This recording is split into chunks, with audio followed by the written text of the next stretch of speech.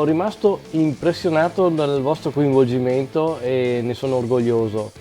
Tra le migliaia di messaggi che ho ricevuto, ne ho selezionati alcuni, che poi è un po' l'idea che abbiamo tutti, su cosa ci vorrebbe per far ritornare i rally alla popolarità di una volta. La maggior parte di voi vorrebbe una macchina italiana nuovamente nel campionato del mondo e secondo me non bisogna disperare. Molti di voi dicono che manca un pilota italiano a livello internazionale, competitivo e veloce.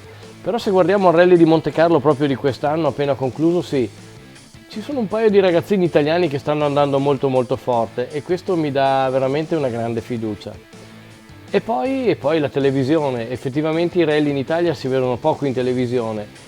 Però io credo che se un costruttore italiano, un marchio italiano e un pilota italiano cominciano ad essere un po' competitivi, l'interesse mediatico esplode e si ritornerebbe sicuramente agli antichi splendori.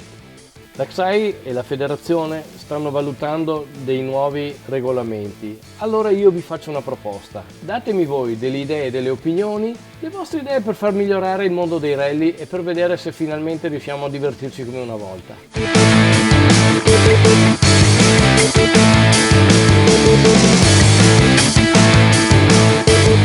Sarà mia premura trasferire le idee più interessanti alle stanze dei bottoni della federazione e vedremo cosa riusciremo a fare tutti assieme. Alla prossima!